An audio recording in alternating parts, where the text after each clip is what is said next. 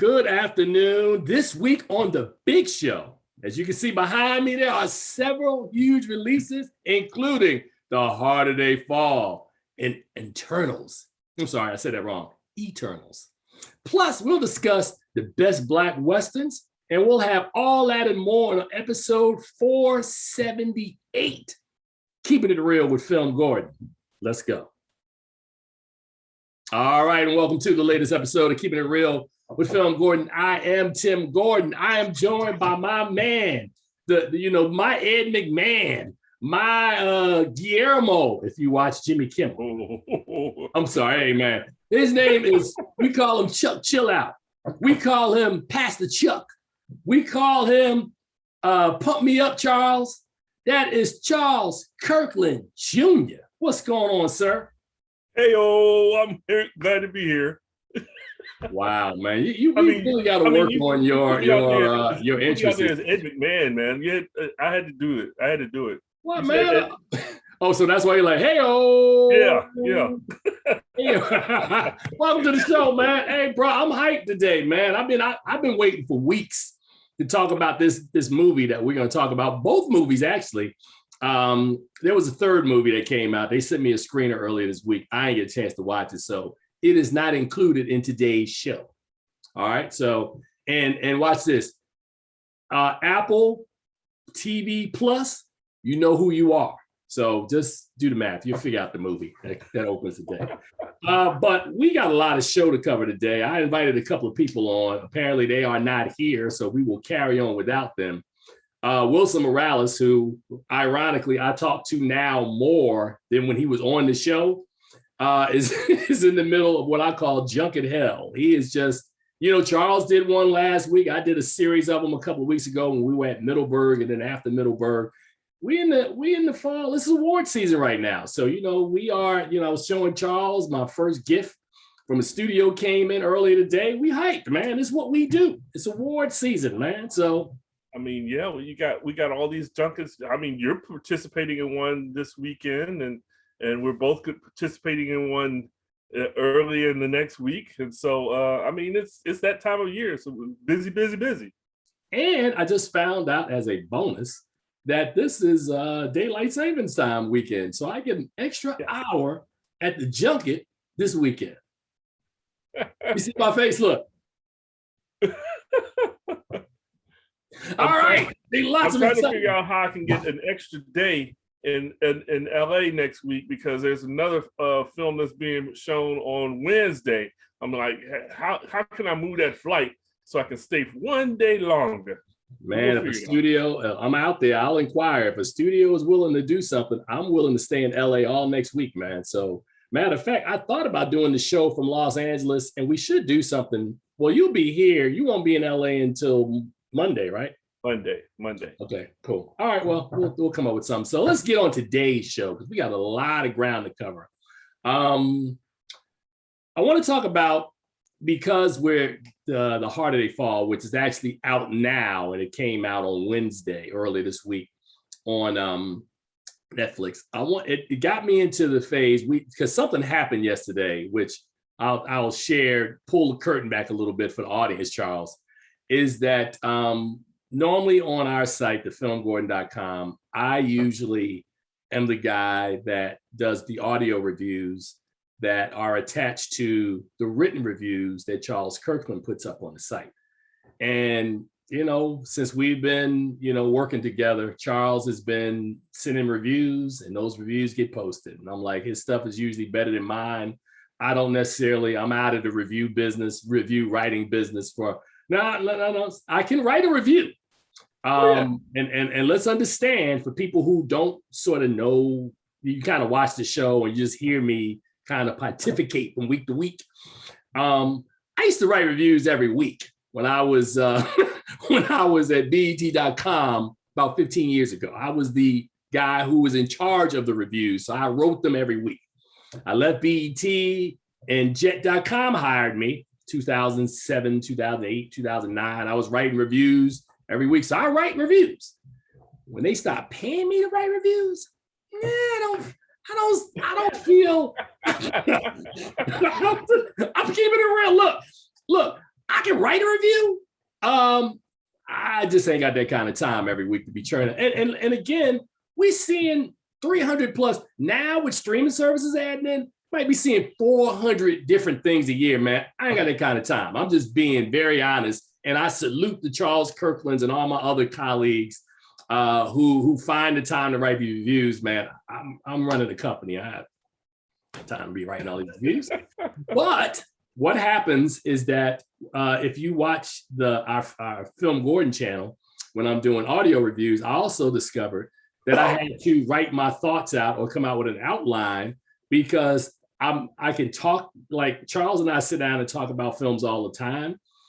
But when I'm presenting to someone professionally, I don't just want to be up there, it's not a good look. So Charles was like, you should come out with an outline. Then I started writing outlines and then they would come out like reviews. So I said, let me just write a review. So I would write reviews. So I'm saying all that to say that this week, what happened, which was really interesting, for the first time, Charles sent a review in for a movie. And I read Charles's review and I was like, I just like mine better. So we left The Harder They Fall on the site as my review, because as we're getting ready to talk about, I went into it a little more historically because when I'm watching this film, I'm thinking about it in the context of other Black Westerns or other stories about outlaws and cowboys, and why this film I thought was a game changer and was so different. So we'll get into that in a moment. But I just wanted to say for Charles, man, Charles, it's the first time.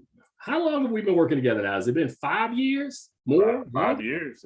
5 years. First time in 5 years, I was like, nah, mine's is better, Charles. I like mine's better.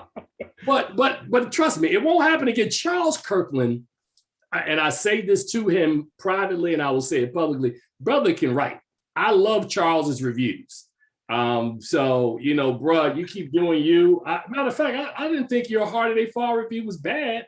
It was just the standard review. I just wanted people to get more detail because this is a really special story. And that's the only reason why I did it, man. It doesn't hurt me at all. I'm honored. I'm honored to see I got taken out by the master. What? All right, so coming up later in the show, we will have reviews both of The Harder They Fall and Eternals, because we have a lot to talk about there. But Charles, did you get an opportunity? And it's my fault. I sent you something like 20 minutes ago that I wanted you to read as we talked about these Black cowboy films, and I got a feeling you didn't get a chance to see it. I look, yes, you did send it at the very last minute, but I looked at the list before you had sent it anyway. So you were like, oh, whatever. I already seen it. I'm just trying to make sure I'm staying on my game and doing what I do, man. But yeah, I definitely wanted to go through some of these lists. So I wanted to talk about, in light of the fact that The Harder They Fall, which came out early this week, we saw this film, I think initially for the first time, like maybe it was before the Middleburg Film Fest. They sent the film to us and we had a chance to watch it. It actually played at Middleburg. And then I was like, man, I got it. They screened it a couple of times. And I'm not going to review it right now, but I just think that James Samuels, and I'm going to talk a little bit about They Die by Night, which was a short film that I saw at Urban World back in 2011. And even in 2011, a decade ago, there was a certain style and a certain way that James Samuels approached the Western that you could tell he's a fan, but he also, as a person of African descent, wanted to tell the Western from our perspective with a limited white gaze. And that was 2011. When he comes back a decade later with The Harder They Fall, he comes back with an entirely different look, which I think, and we're going to talk a little bit about when you can contrast it with the other Westerns that we're going to hit. I think it's the first time that you have no white gaze. There's not any mention of race in this film. There's these guys are fighting. They're fighting the white folks and they're trying to best them. The white man's trying to hold them down. Ain't no white man to hold anybody down in this story. This is a story of a group of Black outlaws who are parsed out into two different groups, and there's a different motivation involved. I thought it was hot. The music is fire. Stylistically, it works really well. humorous. It has a lot of funny parts in it, and a lot of interesting characters. I thought you said you weren't going to review the film. Not reviewing it yet. I'm just saying, but that was, and we'll go much deeper into that. So that's the overview. So I said all that to say, let us start talking about some of the best Black Western movies.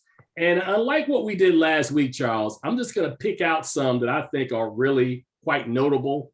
And I think I have a list here that is 44 deep. And I'm going to name some of these, but we're not going to talk about some of the ones. The ones you hear me say, I'm just going to name some. We're just going to keep it there. And at that point, we'll keep it moving to the next group of movies, right? Or to the next ones that we want to cover. The Legend of N-Word Charlie is a movie that I remember from 1972 that we will not talk about, with Fred Williamson. Boss, N-Word. These are both Fred Williamson movies. He liked that back in the day. Now, to try to titillate the audience, man. Bill Cosby's Man and Boy. Did you get a chance to see that from 1971 with him and Yaphet Kotto? Are you kidding me? I'm the one that told you about Man and Boy. Wow, man. Okay, did you want to talk a little bit? What is, first of all, give us a synopsis of Man and Boy, and then talk about why that is one of the best Black Westerns that has ever been released. Again, this is one of those films back in the day that there was no white gaze in this film. It was about Bill Cosby as a rancher. His son gets stolen from him, and he has to go out and reclaim his son. And like I said, it's all us in here. And Bill Cosby it's not your conventional Western in that there's a lot of bang bang shoot 'em out stuff, but it really encapsulates some of the hardships that we had to go through, not from Whitey, but from within ourselves. And so I thought it was a really great film. One of my favorite Westerns, and I watched it several times growing up, and it really surprised me when I say to Tim Gordon, "Have you ever seen Man and Boy?" And Tim Gordon, the movie aficionado, says, "No, I've never heard of it." I said, Bill Cosby, Yaphet Kotto, and Henry Silva, and he's like, "No, I've never heard of it." But it's a great film. Came out the early 70s. So it's interesting, man. I'm glad. I'm gonna own when I don't see a movie, because it doesn't happen often. Like, I've seen a lot of movies. It doesn't happen often. So I've not seen Man and Boy. So yes, I will take a scolding on that one. What about from 1973, Charlie One Eye with Richard Roundtree and Patrick Maurer? This is one that I haven't seen either. And I don't know if you've seen it, but this is on the list. Now, this next one I did see, The Skin Game with James Gardner, Ed Asner, from 1971. A film about James Gardner and Louis Gossett. There, again, this gets back to that white gaze, and this gets back to this popular film about two hustlers that are out there in the Old West. Of course, Louis Gossett being his Black partner, James Gardner. You can figure out exactly where that story is going. So I'm gonna leave that one alone. A movie I've seen, I've never seen it in totality, but I remember it was sensationalized back in 1975 when it was released, was Ed Norton starring in Mandingo. Trust me, we're not talking about that one. We're not doing that one. Harlem on the Prairie from 1937. Clips of that film were in another movie that we're going to talk about that was Posse, coming up a little later on, but this was Herb Jeffries, who was the singing cowboy. He was the African-American or Black version of what Gene Autry was. And if you don't know who Gene Autry or Herb Jeffries are, they have this thing called Google. Check it out. I'm just being real, man. Kid Vengeance from 1977, another movie I've never seen before. Yeah. James Brown and Lee Van Cleef. Lee Van Cleef, if you don't know who he is, Google him too. But just to mention that it's Brown and Van Cleef tells you that this is not this is what we're talking about that has been Western acceptable, that there's always some white character, some black character, either they're hustling, one is oppressing the other one. It's always something back and forth in these Westerns. Now, you talked about Man and Boy, which I haven't seen, which was different. Now, the other thing that's interesting about this list that I'm reading through. Wait, you said if you don't know who Lee Van Cleef is, if you don't know who Lee Van Cleef is, you have not watched a Western, because he is one of the standards in Westerns starting from the 70s on up. I mean, he's just about in every good Western. Lee Van Cleef is in it. I got you. Adios Amigos, another one with Fred Williamson, Richard Pryor. No, you don't need that. We're not talking about that. Wild Wild West with Will Smith. Hell no. We're not talking about that. They Die by Dawn. Remember that earlier? Rosario Dawson, Giancarlo Esposito, Michael K. Williamson, a bunch of folks in the precursor to the movie The Harder They Fall, which comes out now. I would highly recommend, if you've never seen They Die by Dawn, you should check that out. Fred Williamson, who was probably the guy that's probably made more Westerns than any African-American actor in the game, had another film in 1976 called Joshua. You familiar with that one, Charles? Yes. Okay. And then there's The Soul of N-Word Charlie from 1973. Sequel. Yeah, sequel. The sequel to N-Word Charlie. The legend of N-Word Charlie. Yeah. N-Word Charlie. And then there's The Learning Tree, which to me ain't really a Western. It happens. Yeah, I don't know how that even got on the list. The Learning Tree is from 1969. It's a very important film. It, along with Watermelon Man and Shaft, were the first three films from the new cadre of Black filmmakers who broke the mold and they were like the Jackie Robinsons of the contemporary era. Gordon Parks, Melvin Van Peebles, and Ossie Davis. So The Learning Tree is notable for that, not for this list. Harlem Rides the Range, another Herb Jeffries film from 1939 with clips of that are also in Posse. Two Gun Man from Harlem, another Herb Jeffries film from 1938. Say it with me, Charles, with clips from Posse. Thank you. Let's see. I'm going through the list. Concrete Cowboy. Okay, that was a movie that came out. No. I why is that on the list? It's just because it has a black man on a horse. That's not a Western. I'm sorry. It's not a Western, man. You know, watch this. We should come up with a new phrase. NW, not a Western. No, that would be NWA, but no. NAW. But you get the not a Western.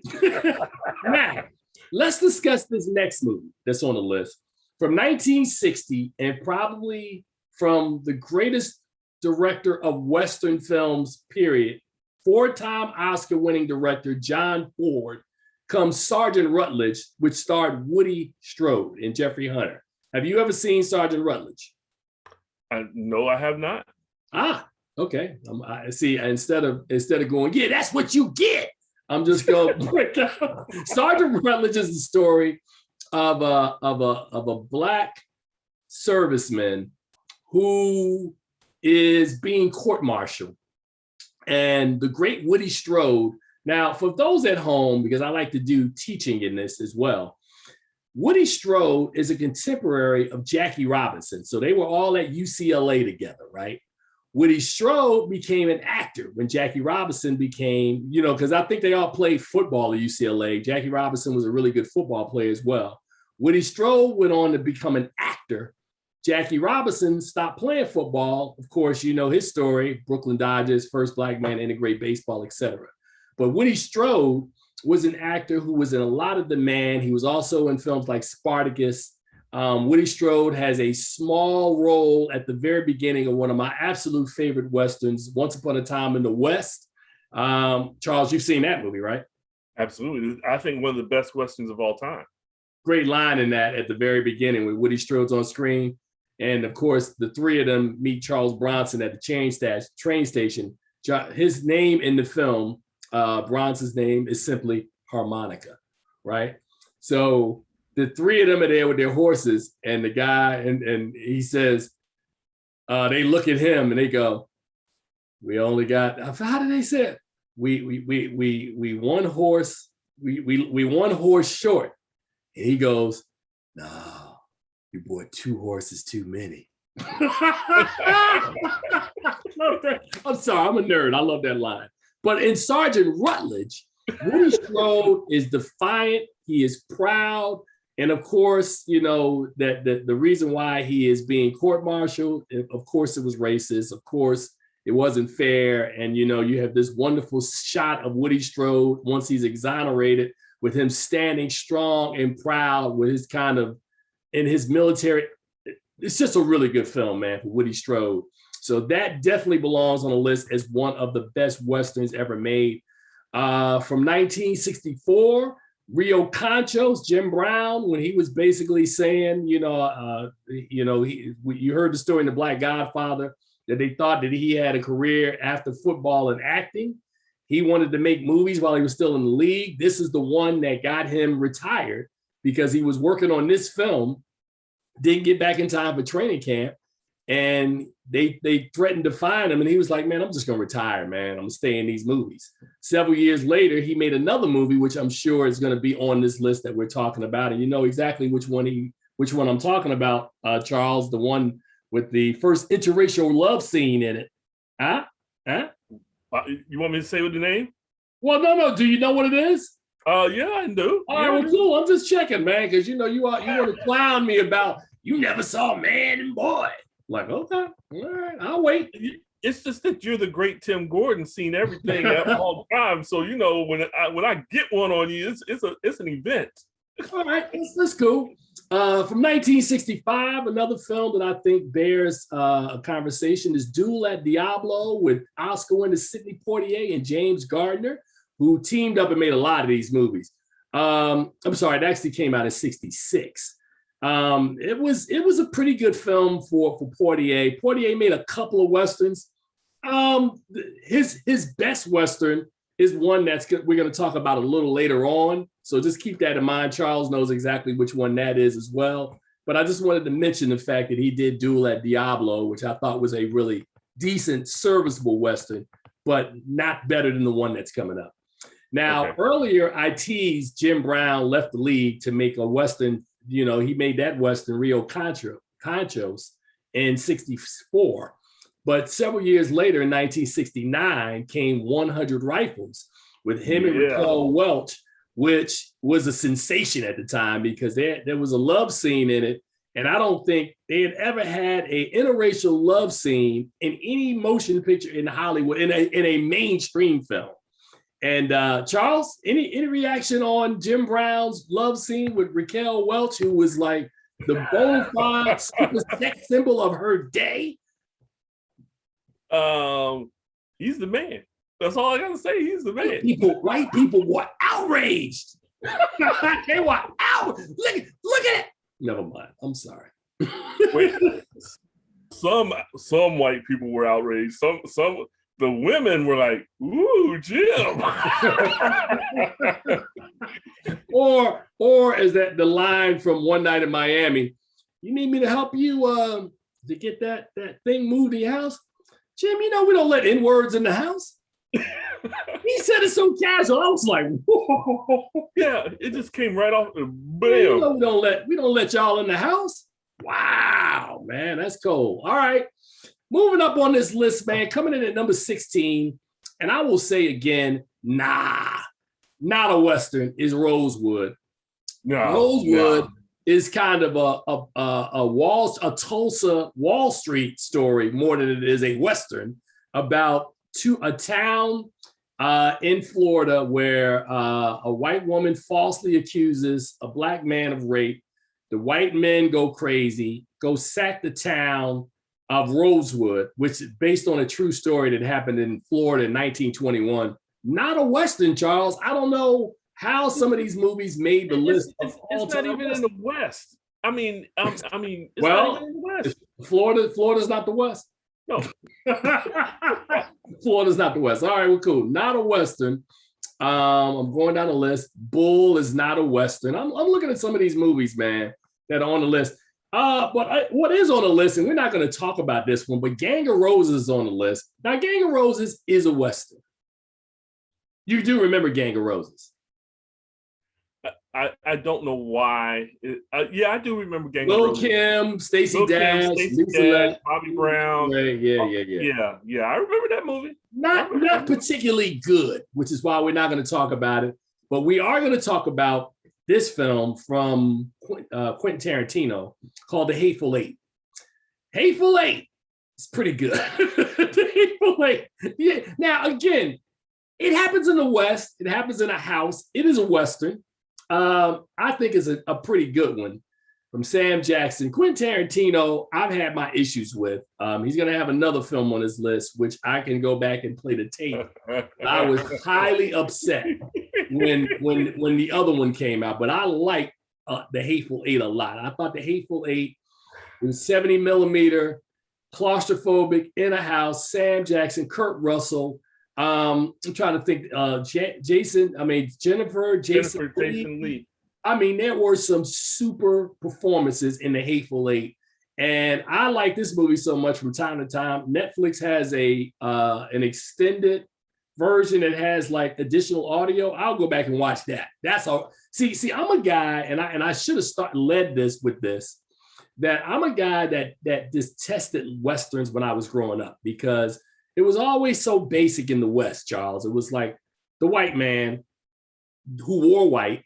The bad guys were the guys that wore the black hats. They always went after Indians and tried to kill them.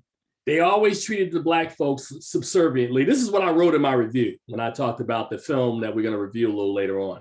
So the West was really cut and dry. Now, even though I just got into Westerns really within the last 15 years in a really meaningful way, even though I can acknowledge that I think Stagecoach, The Searchers, Once Upon a Time in the West, Sergio Leone's trilogy, Spaghetti Western trilogy, a lot of the films by John Ford, even if you look at to the present day where you're looking at stuff by people like Kevin Costner, some of those Open Range and some of those films. I love Westerns in general, but I've always hated the prism that these stories are told in.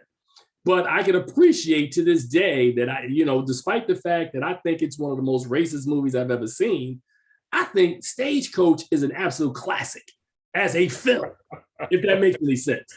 Now, I think as a film, Birth of a Nation, which is the 1914 film from D.W. Griffin, it's not necessarily.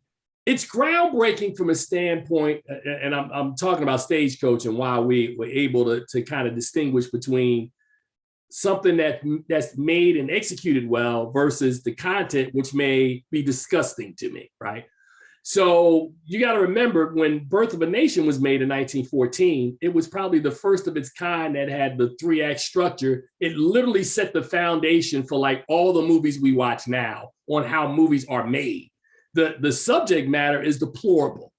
Yes, disgusting I can't watch it today, but I understand its importance in the culture on how we got to using that format that he established on how films are made today. And the same thing I feel about Stagecoach. The music, dun, dun, dun, dun. Stagecoach as a movie, absolutely great. If you're watching it, much like when I watched Stagecoach, where I almost threw a boot through my own television, you have to minimize the rage you feel in watching it, but also understand that some of this stuff is necessary. But The Hateful Eight, I really like that film a lot. Charles, you have anything on The Hateful Eight before we move on? Okay. Do you really consider The Hateful Eight to be an African-American film? Well, it's on the list. Jackson is in it? Yeah, it's on the list because the black man is the star and he was the coolest thing in the movie and he had all the great lines. So from that standpoint, yes, the Lincoln letter, man, let me read you my Lincoln letter. I'm just saying, man, The Hateful Eight, I think it belongs on a list. So are you screaming out, nah?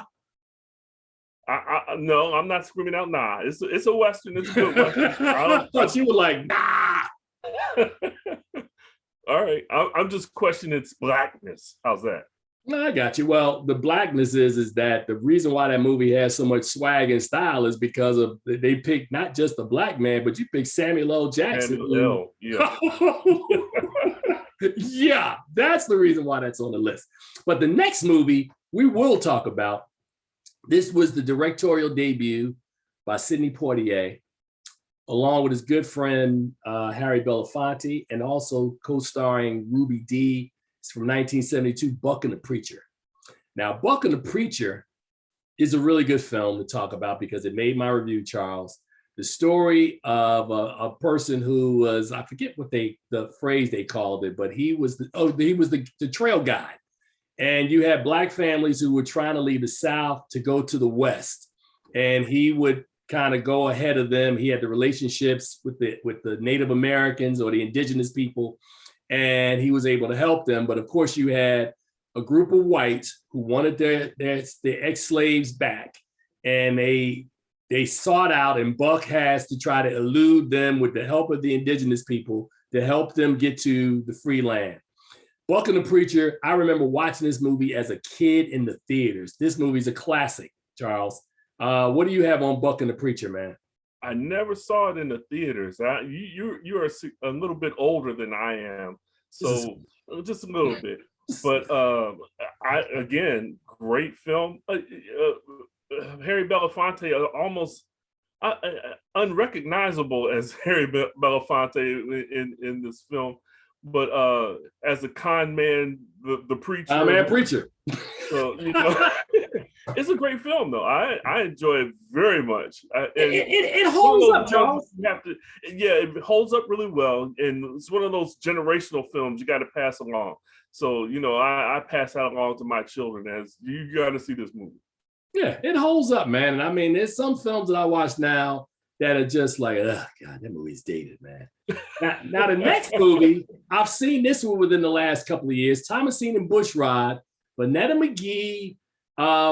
What is my man's name? Who was the Mac? Max Julian and Glenn Turnman. Now, what I will say is that the last time I watched that film in the house, Glenn Turnman is a character. He plays some sort of Jamaican outlaw. And my woman is Jamaican. And I remember being in the house with her and her kids, and they were watching this movie. They was like, that is the worst Jamaican accent.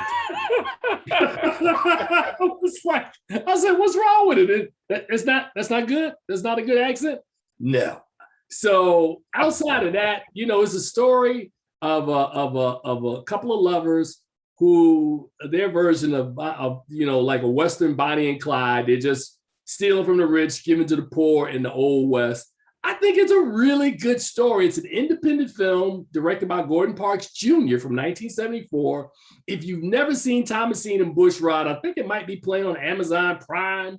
It's really fun to watch as a document. I think when you talk about it, does it hold up, Charles? It's the kind of movie that I think, honestly, that you could probably remake it, and I think it would be just as effective. No? That's a good idea. I think somebody should look at redoing this film and updating it just a tad. All right, so we got 3 movies left on this list, Charles. And the first one, again, because I'm always about trying to teach. In 1974, when this movie was released, probably in 1973 when they were making it, Mel Brooks, who is a legendary comedian, approached Richard Pryor about writing a Western that was a comedy, because Richard Pryor is Richard Pryor. Pryor wrote a lot on this movie, and for whatever reason, the two of them could not get together because he wanted Pryor to star in it. He couldn't get together, and they had some kind of creative differences, but Pryor unofficially is a co-writer of this film. Right. Cleavon Little wound up stepping in as the lead, and Blazing Saddles became a cult classic, right? Gene Wilder, written, and they write it in the day. He does have credits written by Brooks, Andrew Bergman, and Richard Pryor. All right. Blazing Saddles is the story of an all-white town that gets their first black sheriff. And if you've watched any Mel Brooks films in your day, The History of the World, and some of the other things he's done, Young Frankenstein, of course, it's going to be wild. It's filled with double entendre. It's there's a bunch of stuff going on in Blazing Saddles, which is a movie I haven't watched in a while. I want to watch it today. I watch it again to find out if it still ages properly. But it was funny back in 1974. I don't know how funny it would be in 2021, Charles. You got anything on Blazing Saddles? Blazing Saddles is a snapshot in time of when things were funny. You could say offensive things and get away with it. It's not going to communicate very well nowadays because people will really be like, really. But hilarious movie. Let me when we talk about the best African-American Westerns, I forgot about this film as a Western. It's definitely a Western, but it's just so hilarious. when he holds himself hostage. Oh my God.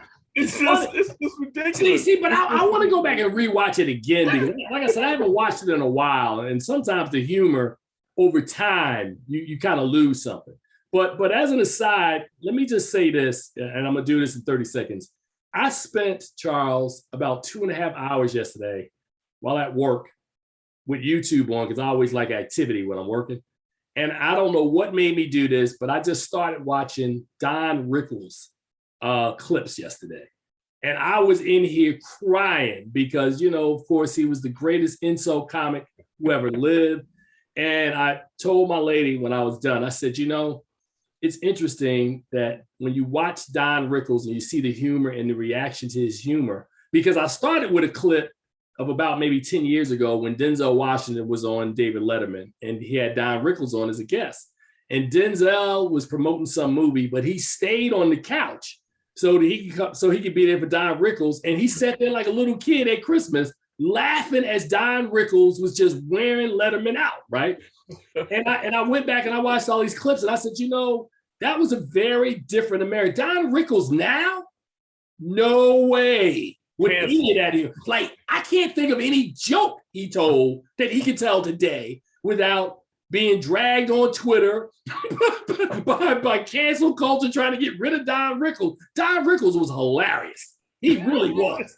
So I say all that to say, when you said that about Blazing Saddles, I'm like, you're absolutely right, man. We used to live in a very different world, man, and it's not that world anymore. All right. So 2 movies left, Charles, and the next one is the film that I think is probably, outside of the one that we're going to review, is probably the most beloved Black Western of our time, and that, of course, is Posse. I don't have to tell you anything other than 1993, a group of Black inmates who are serving under a tyrannical kind of overseer, sort of boss, military dude played by Billy Zane, escape. And they form their own posse, and they got the man behind them on their tail, but they are trying, there's a nice backstory with Mario Van Peebles' character, and his father is actually in the film about this town that King Richard finds, and that Blair Underwood is the corrupt sheriff. It has all the elements, the music at the time. It had this super hot cast, Big Daddy Kane, Tiny Lister, Vesta, Pam Greer's in it, Isaac Hayes. Superstar cast of folks at the time. It's the Posse. Shoot 'em up, shoot 'em up. It's the Posse. Shoot 'em up, bang, shoot 'em up. Go ahead, Charles. I had to get that in.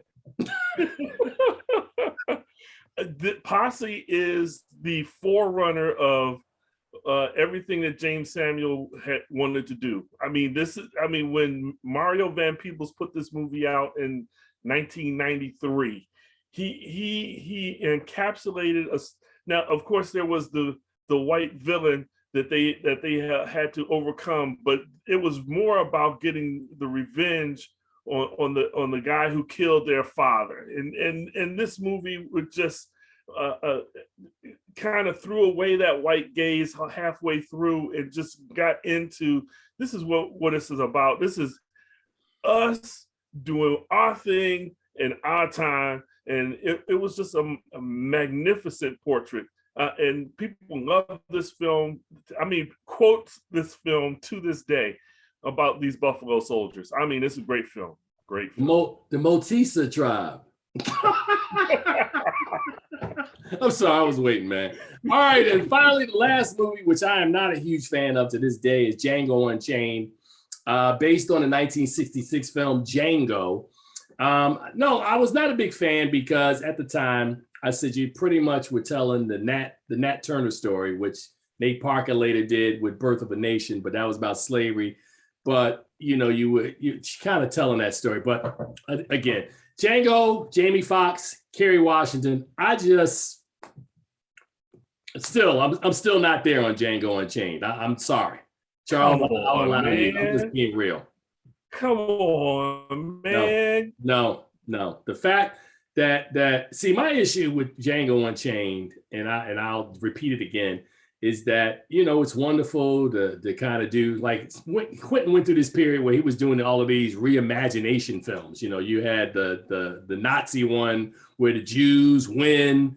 This one, the slaves win, Inglourious Bastard. And this one, the slave wins. I'm like, nah, I'm not with that, man. I'm in a different mental space, and this next film that we're getting ready to talk about. So you're telling me that at the end of Django Unchained, you really think that this could not have happened in the Wild West? Yeah, it could have happened. But let me ask you a more important question: did it?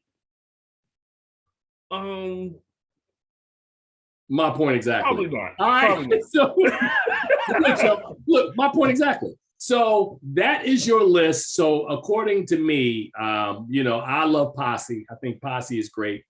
We've gone through a bunch of these films that I think you should check out. And you heard us telling you that you can find some of these movies. Blazing Saddles, I definitely would probably want to watch again. If I could download that and watch that on the plane, I probably would sit there and be like, but anyway. That's an idea. I might have to check that out on the plane. All right, man. So let's lead off with our first film that we're going to review this week. And of course, that is The Harder They Fall.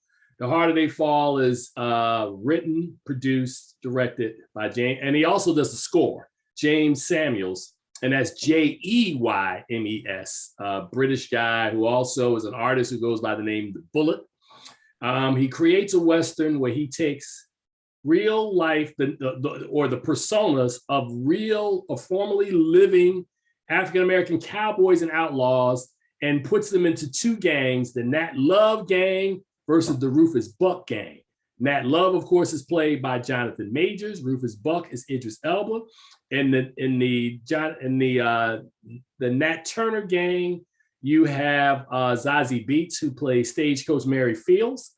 You've got Jim Beckworth, who I can't remember the name of the actor who plays him, and what was the other kid? The other Eddie Gathegi was Eddie Gathegi was not Jim Beckworth. Jim Beckworth was R.J. Seiler, right? And what was the character that the other character that I can't remember Eddie Gathegi's character's name now. All of a sudden. All right, so now we have the Rufus Buck gang, which is, of course, Idris Elba. Treacherous Trudy is Regina King, and Cherokee Bill is Lakeith Stanfield. We also have a corrupt sheriff that's in the town of Redstone, played by Dion Cole. And also along for the ride, who rides with the Nat Love gang, is Bass Reeves, the real life inspiration of the Lone Ranger, played by Delroy Lindo. Of course, Lindo and Majors are reuniting for the first time since, I have the name of the movie right here, the Spike Lee movie, The Five Bloods. And I'm trying to think of any other connections that are in this movie. So that's the story. But the story to me, and I can just do this really, really quickly, is that we talked about the absence of the white gaze in this movie. The music, I think, is the two things that stand out, right? So the music is one. And Charles, how do I say this in a really nice but very transparent way. It's the first time in a Western that I've seen Black people look like this. Like they look gorgeous on screen. The coloring, I mean, seriously, am I wrong? They're not dusty. They're not dirty. They're clean. They're sharp. They're gorgeous. I was watching it a couple of days ago. I said, "Oh damn, they look really good in this film," and it's so stylized, right? So the without telling people the movie, the opening sequence when Nat Love finds one of the people he wants to take revenge on, Charles, and how we do the introduction, 4 bullets to the chest, the harder they fall. Oh, also, I thought the best introduction in the film was the Rufus Buck gang about to break dude out of jail. How awesome of a sequence was that? The whole sequence, just her a shot of Regina King sitting on her horse on the train tracks, just chilling, and knowing that the train is going to stop. I mean, that's just the epitome of cool. We ain't no nincompoops. We ain't no nincompoops. What's this? Needless to say, I did not give this movie an A though. I gave it a B+. I gave it a B+ because I'm saving A's now for instant class. Yeah, it's that time of year. No, but wait a minute. I may come back in 3 months and revisit and bump this movie up to an A because I honestly believe the combination of the fashion, the music, the cinematography, the style that this movie is made, it is stylistically probably my favorite film of 2021. I don't know another film that's as cool as this movie. You forgot to mention the quality of the acting in this movie. I thought that kind of went without saying. I mean, I think if you put Regina King, Zazie Beetz, Idris Elba, Jonathan Major, who's white hot right now, the cast is superb. And the way they split it up, superb. I have not met one person yet, Charles, a critic or somebody who's watched this movie who hasn't liked The Harder They Fall. I haven't met one yet. So really, really good movie from James Samuels. So I gave it a B+. What about you? I gave it a B+ as well. This, like you said, this is the time of year when A's are rare. But this one, I'm already thinking that I should have given it an A. I'm looking for all kinds of recognition for this film from all over the place. Black Reel Awards, Academy Awards, Critics' Choice Awards. It's just a stellar feature, just stellar. Well, like I said, man. So it's playing on Netflix right now. If you don't want to take my word for it, we'll remind you again at the end of the show. You need to check that out. Go ahead, Charles. It's playing on Netflix right now, but Netflix realized what a gem they had in this film, that they put this film in theaters 2 weeks ago just to give it the opportunity for consideration for awards. And they just all of a sudden decided, oh, we're going to put this out in the theaters because it's that good. It is that good. All right. That's cool. Now, our next film is the 26th film in the Marvel Cinematic Universe, and by far the most polarizing film they've ever released.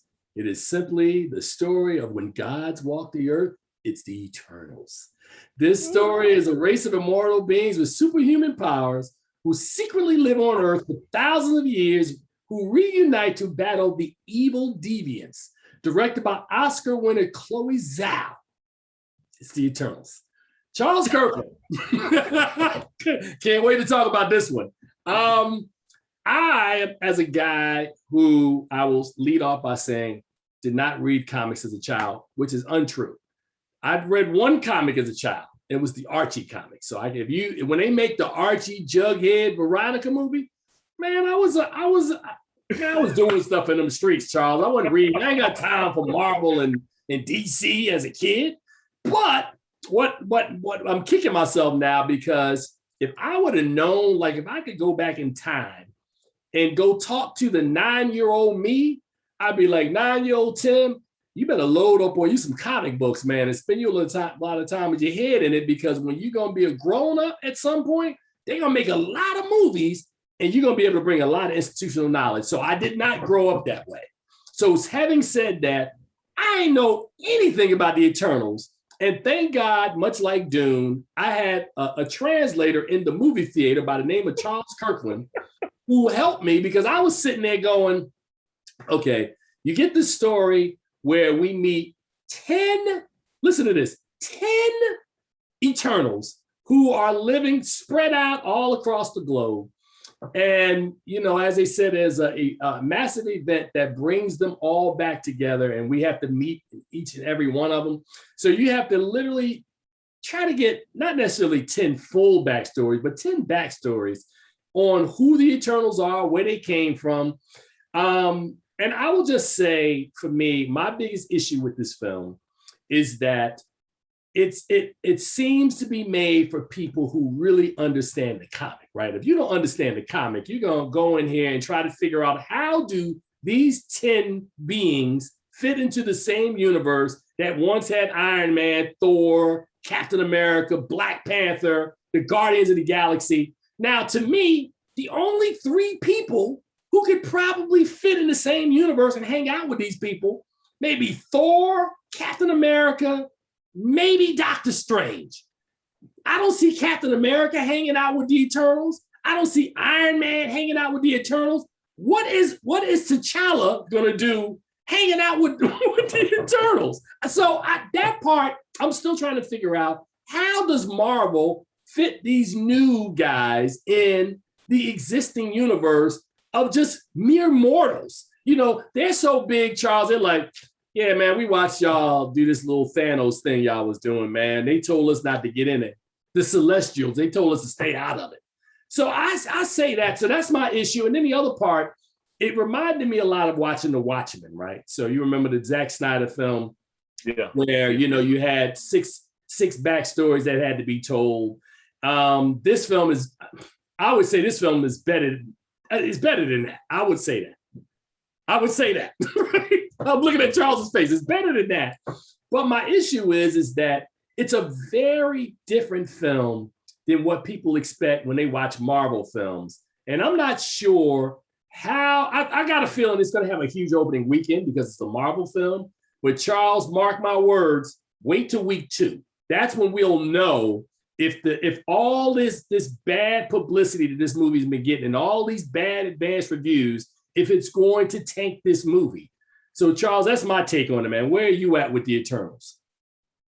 Okay, so first of all, we've had this discussion several times on this show that the director makes a movie, right?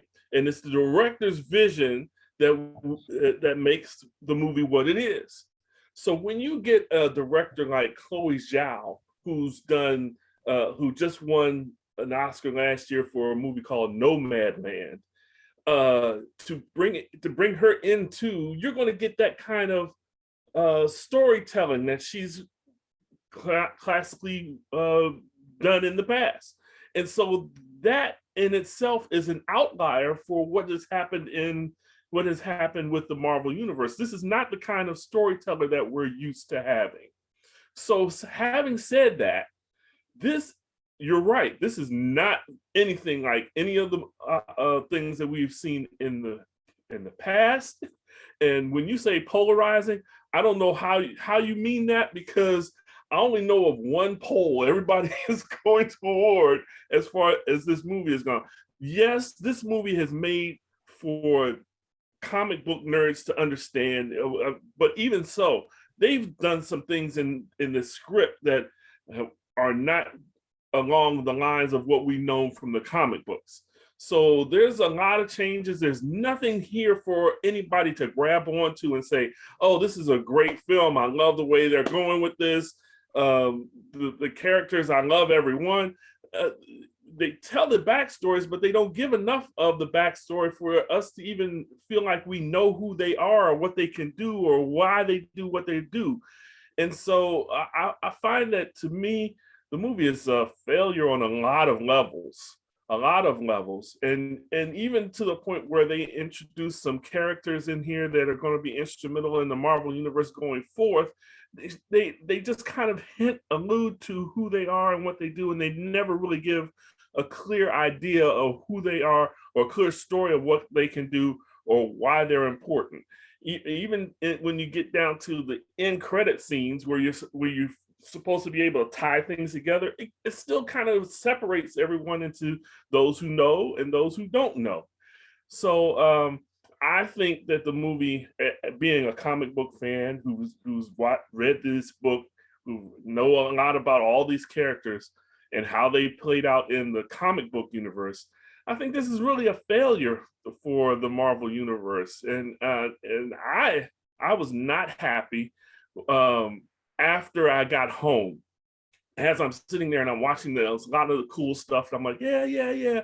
And then I get out there and I'm like, it has no relevance to the rest of the universe. I guess is Marvel now playing the long con? They're going to set all this up and explain it somewhere down the road to make it more satisfying, maybe. But as this movie stands on its own, it's not really that great. It's not really that great. Okay, so a couple of things, right? One, going back to your last comment, whether Marvel's playing a long game or not. I've learned from watching, 26 movies in this universe that, Marvel is a quilt, right?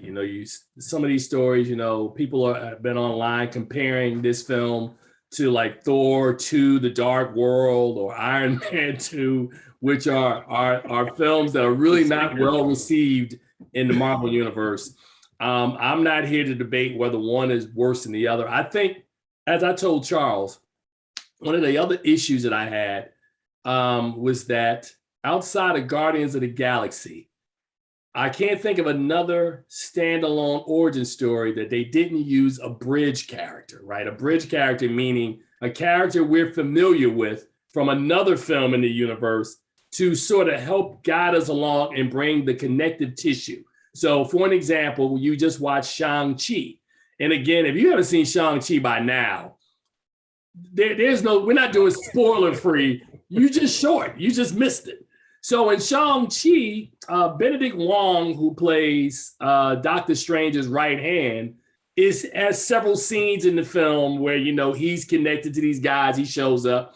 Or if you even think back to Black Panther, in Black Panther, you had Martin Freeman, who had showed up. Was he in Captain America Civil War, or was he in Avengers Age of Ultron? He was in one of those movies. For a small part, yes. Yeah, but enough of a small part that you can go, oh, okay, I saw him over here, and now he's over here. And then they had the bad guy with the one arm. What was his name? Winter Soldier? No. I'm talking about the villain who was stealing the vibranium. Oh, Claw.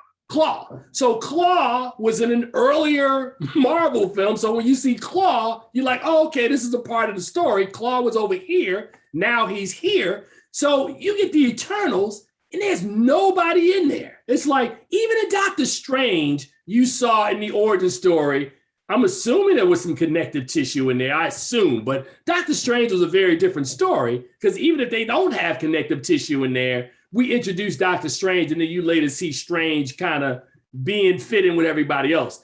I'm just not sure, to your point, how do we connect the Eternals to the rest of the Marvel Cinematic Universe? How do you do it? Charles? I mean, this is you. You read the comics, man. Tell me, how do you now people have been teasing online that, these Celestials are part of the guys that made the X-Men, and maybe this is a long way of introducing the X-Men into the MCU. Maybe, I don't know.